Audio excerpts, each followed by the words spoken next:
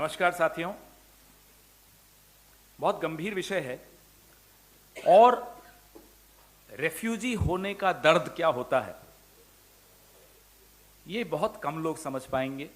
मैं एक ऐसे परिवार से आता हूं जो रेफ्यूजी था। उस दर्द को हमने महसूस किया और कई पीढ़ियों तक वो दर्द रहता है। बात कश्मीरी पंडितों की हो रही है। शोपियान जैसा इलाका जहां 32 साल तक कश्मीरी पंडित डटे रहे, वहीं रहे। उन्होंने इनकार कर दिया कि हम शोपियान से नहीं निकलेंगे। आज ये स्थिति आ गई कि जब हम और आप दीपावली पर हर्षोल्लास से दिए जला रहे थे, कश्मीरी पंडित 15 ऐसे परिवार हैं जो अपना पुश्तैनी घर उसी रात को छोड़कर निकल गए। उनके घर में चिराग नहीं जला। यह शोपियान में हुआ। मैं बार बार इतिहास में नहीं जाऊंगा, लेकिन इतिहास का यह एक ऐसा तथ्य है जो व्हाट्सएप नर्सरी के छात्रों को भी मालूम होगा, मैं ये उम्मीद करता हूं। भैया एक मिनट प्लीज। कि 1989 में जब पहला पलायन हुआ कश्मीरी पंडितों का, तब सरकार भारतीय जनता पार्टी से समर्थन लेकर, विश्वनाथ प्रताप सिंह की सरकार थी, उसका सक्रिय समर्थन लाल कृष्ण आडवाणी जी उस वक्त भारतीय जनता पार्टी के सर्वे सर्वा थे, उन्होंने दिया हुआ था समर्थन। और क्या इस मुद्दे पर समर्थन वापस लिया? जी नहीं, इस मुद्दे पर समर्थन वापस नहीं लिया था। इतिहास का एक और महत्वपूर्ण तथ्य जो कि आजकल दब जाता है क्योंकि इतना शोर होता है व्हाट्सएप नर्सरी का, कि 1986 में जब अनंतनाग में पहला दंगा कश्मीरी पंडितों के खिलाफ हुआ था, केंद्र में राजीव गांधी जी की सरकार थी।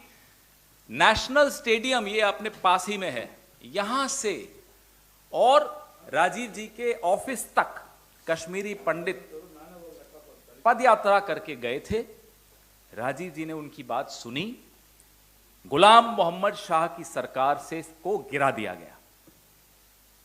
जीरो टॉलरेंस की जो बात करते हैं वो सिर्फ जीरो टॉलरेंस का शब्द इस्तेमाल करते हैं। जीरो टॉलरेंस का अर्थ क्या होता है वो राजीव गांधी ने करके दिखाया। कश्मीरी पंडितों के खिलाफ दंगा जब हुआ, उस सरकार को गिरा दिया गया था। यह कांग्रेस ने किया था। आज क्या स्थिति है? मैंने आपको बताया कि शोपियान 32 साल से जो लोग वहां रह रहे हैं वो तक चले गए। 70 मंत्री मोदी सरकार के इस महीने की 10 तारीख से आउटरीच प्रोग्राम कर रहे हैं साहब कश्मीर में। हम पूछना चाहते हैं, इनमें से एक भी मंत्री, एक भी कैंप में गया हो कश्मीरी पंडितों से मिलने तो हमें बताएं, देश को बताएं, कश्मीरियों को बताएं। ये क्या आउटरीच है?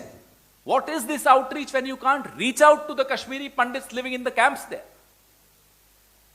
उसके बाद ये कागज देखिए, आपको विनीत जी भेजेंगे अभी थोड़ी देर में।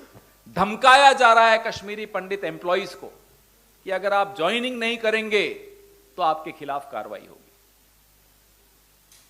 अरे आप उनको महफूज नहीं रख सकते, आप उनको सुरक्षा नहीं दे सकते, आप उनका पुनर्स्थापन नहीं कर सकते, धमका रहे हो। वो अपनी जान पे खेलें। क्यों? क्योंकि आप दिखाना चाहते हो विश्व को कि सब कुछ ठीक है, सब चंगा सी। कहां है ठीक, बताइए। इस साल जनवरी से अब तक, अक्टूबर तक 30 टारगेट किलिंग्स हो चुकी हैं। There have been 30 target killings of Kashmiri Pandits from January this year to October this year. यह होता है सब कुछ नॉर्मल, यह होता है सब कुछ सामान्य। हमारे वक्त, डॉक्टर मनमोहन सिंह के वक्त, आपको तो मालूम है कि जगती टाउनशिप जम्मू के बाहर, वहां कश्मीरी पंडितों को बसाने के लिए क्लस्टर बनाए गए थे। डॉक्टर मनमोहन सिंह के वक्त 4500 कश्मीरी एम्प्लॉइज को वहां लगाया गया था। स्थिति सामान्य हो गई थी। 2010 तक यह स्थिति हो गई थी कि आपसी संबंध समुदायों के दुरुस्त किए गए थे, स्थिति सामान्य थी। कश्मीर में जब चुनाव होता था तो 75% वोटिंग होती थी। भाई कोई पैरामीटर तो होगा, कोई मापदंड तो होंगे कि सामान्य कैसे दिखती है स्थिति। किलिंग्स नहीं हो रही थी, वोटिंग में 75% लोग भाग लेते थे। आज आप मुझे बता दीजिए, जनवरी से अक्टूबर तक 30 टारगेट किलिंग्स हुई हैं, वोट करा नहीं पा रहे, अनंतनाग में वोट नहीं करा पाए। यह स्थिति है कश्मीर की, इसको आप कहते हो नॉर्मल? जवाब चाहिए। हम मांग करते हैं मोदी सरकार से कि इस पूरे मुद्दे पर, कश्मीरी पंडितों की स्थिति पर एक श्वेत पत्र जारी किया जाए। We demand a white paper on the plight of the Kashmiri Pandits. In the last 8 years, all that has been done and not done by this government must come out in that white paper. जो आपने किया और जो आपने नहीं किया, वो सब इस श्वेत पत्र में आना चाहिए. We owe it to the Kashmiri Pandits. We owe it to the refugees within our country. हमारे अपने देश के भीतर जिनको पलायन करना पड़ जाए, ये कर्जा है हम सबके सर पर. और मोदी साहब, आपके सर पर सबसे बड़ा कर्जा है, क्योंकि जब पहला पलायन हुआ था तब भी आपकी सरकार, आपकी पार्टी की सरकार का समर्थन था, आपकी पार्टी का. और जो अब हालत हो रही है, आप सर्वे सर्वा हैं, आपका आदमी वहां प्रशासक है, एलजी है, आप डायरेक्ट देख रहे हैं कश्मीर को, आप 70 मंत्रियों को भेज रहे हैं आउटरीच के नाम पर. तो जवाब तो आपको देना पड़ेगा, श्वेत पत्र आपको देना पड़ेगा, 30 टारगेट किलिंग्स का हिसाब देना पड़ेगा कि यह कैसे हुई और किस स्थिति को आप सामान्य कहते हैं. कहां से यह सामान्य है, इसका जवाब दीजिए. हम